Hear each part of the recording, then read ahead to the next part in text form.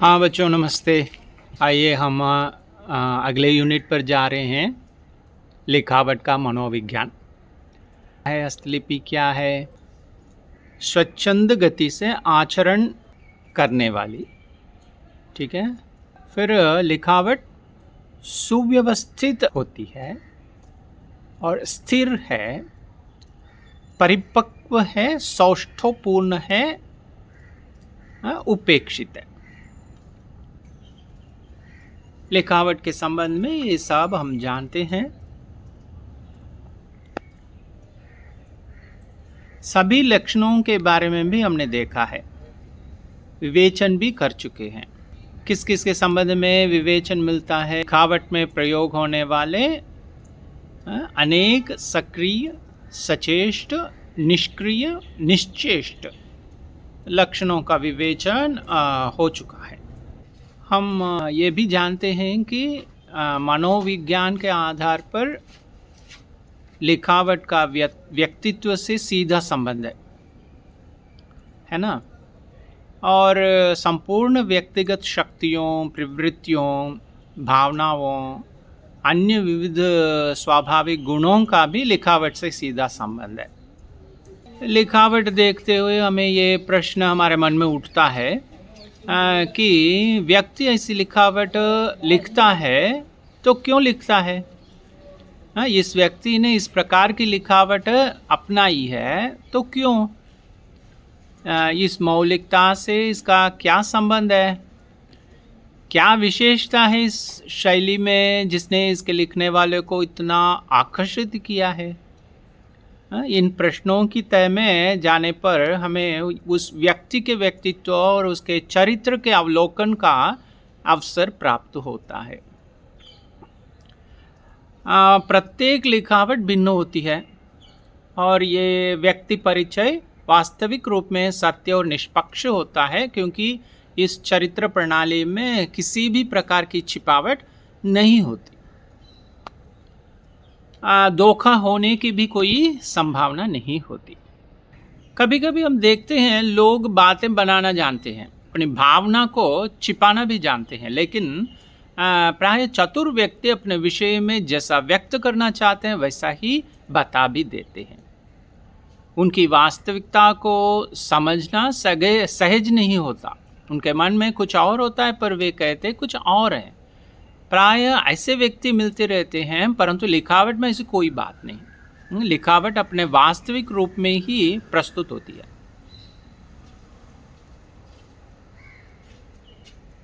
फिर लिखावट की चाहे जितनी बार हस्तलिपि विज्ञान के मूल तत्वों के आधार पर परीक्षा की जा सकती है, और इससे जो निष्कर्ष निकलेगा वो वैज्ञानिक एवं प्रमाण युक्त होगा, न कि केवल व्यक्तिगत समझ के आधार पर आधारित होगा, एवं प्रत्येक परीक्षा में वही विश्लेषण प्राप्त होगा, एक समान निष्कर्ष प्राप्त होता रहेगा। ठीक है ना। और दूसरी बात भी हमें ये मिलती है कि जितने अधिक व्यक्तियों से आप मिलेंगे उतने ही अधिक प्रकार की धारणाएं आपके विषय में बनेंगी। यदि इन अनेक धारणाओं का संचय किया जाए तो जो चित्र बनेगा उसको पहचानना संभव होगा। इसका कारण है कि प्रत्येक व्यक्ति किसी भी दूसरे व्यक्ति को अपने निजी दृष्टिकोण से, अपनी निजी प्रवृत्ति तथा शक्ति के अनुसार ही देखता है। अतः उसकी आपके विषय में धारणा उसकी अपनी होती है, और ये धारणा जो कि वास्तव में आपके व्यक्तित्व का अंकन है, वो दूसरे किसी भी व्यक्ति के समान अंकन से भिन्न होगी। ठीक है। लोग कहते हैं कि वे अपनी लिखावट बदल सकते हैं और समय समय पर उसे बदलते भी रहते हैं। कुछ लोगों को कहना है ऐसा वे जब चाहे कर सकते हैं, परंतु इस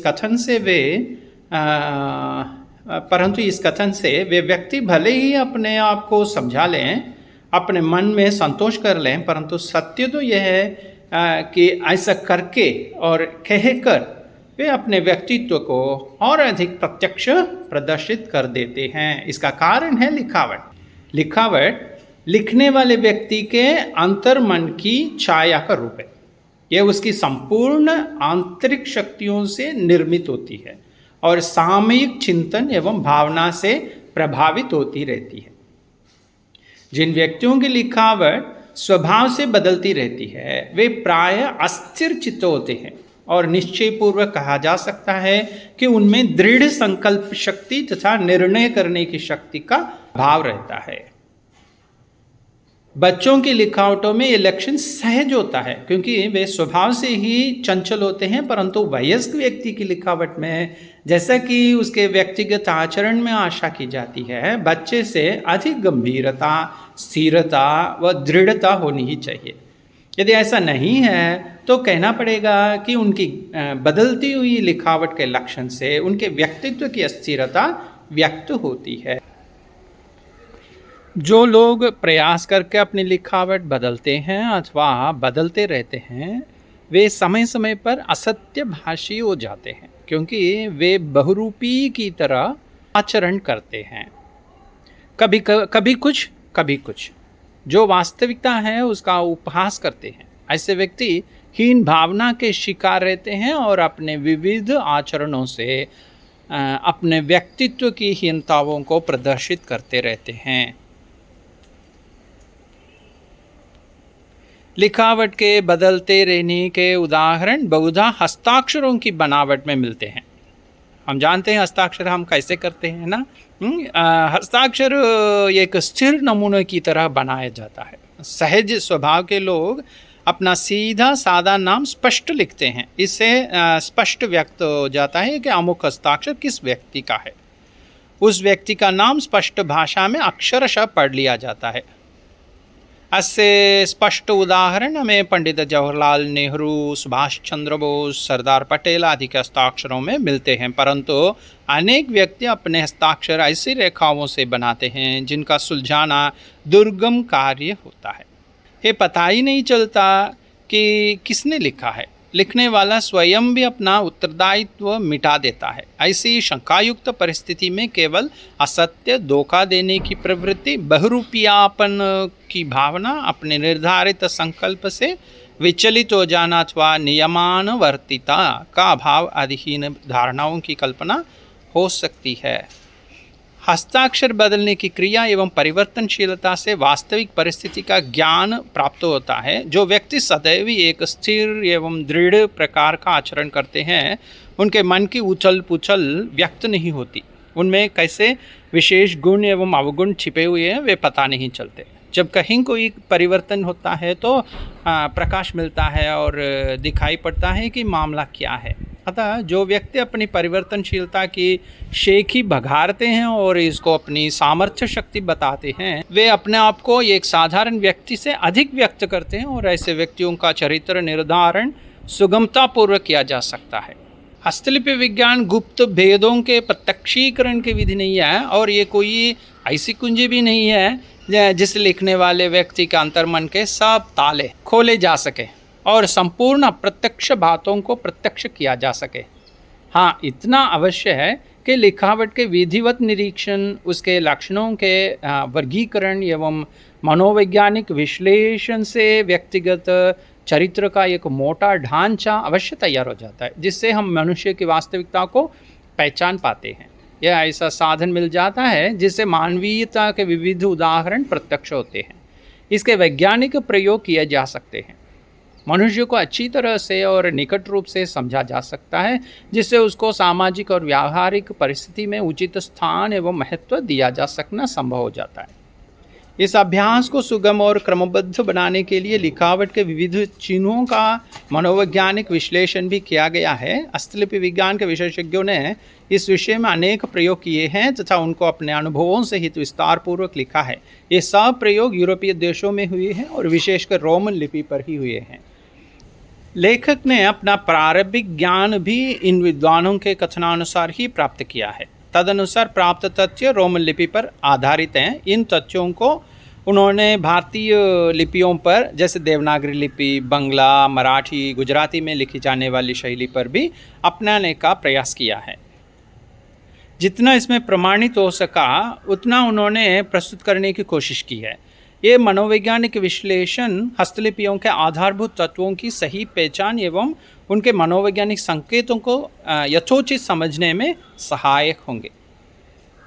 लिखावट के जाति संबंधी प्रतिरूप के बारे में आगे हम देखने वाले हैं। उसमें प्रथम मुद्दा आपके सामने रखने जा रहा हूँ, लिखावट का स्थायी रूप।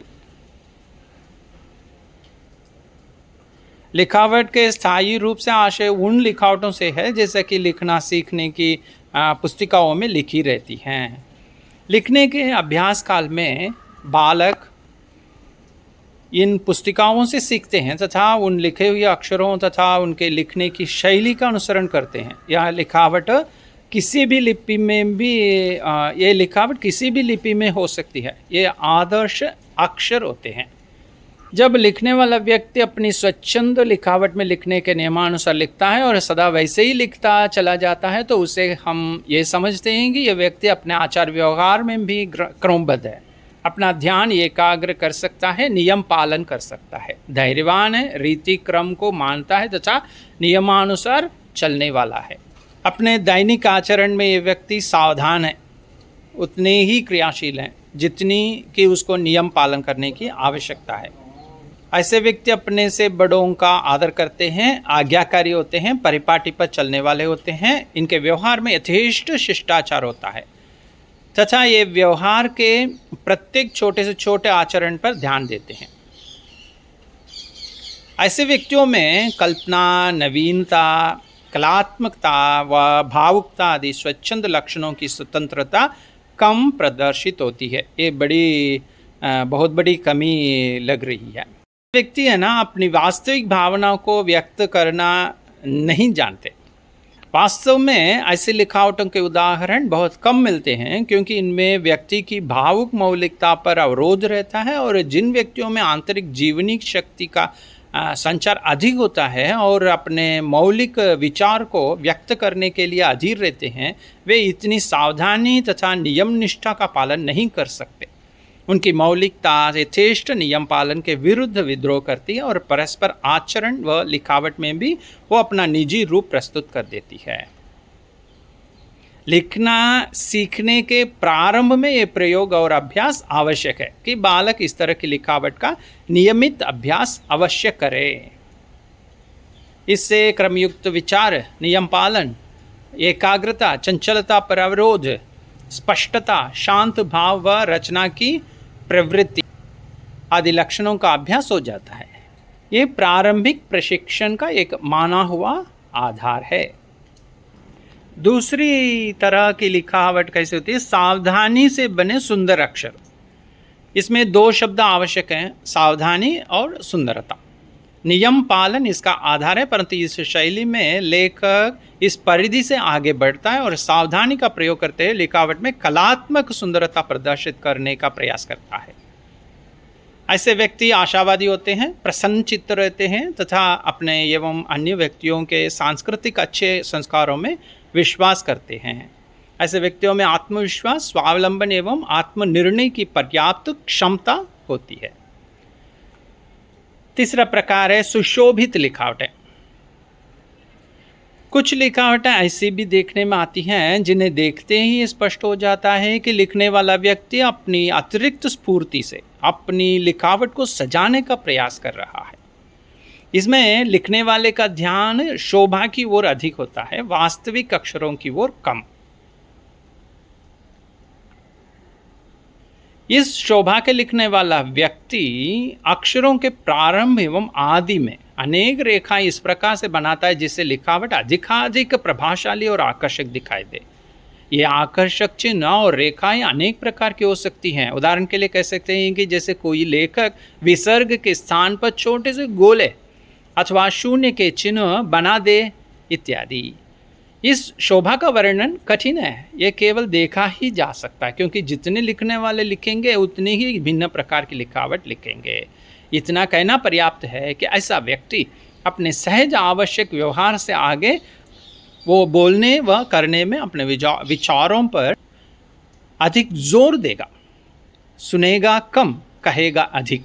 उसमें प्रदर्शन की भावना प्रधान होती है तथा प्रचलित प्रथा से आगे अपनी नवीनता व्यक्त करता है। ऐसा व्यक्ति आडंबर प्रिय रहता है। नैतिकता के गुण अधिक हैं तो ये अतिरिक्त शोभा, स्फूर्ति, क्रियाशीलता, सांस्कृतिक आदि पुष्ट लक्षणों की साक्षी है।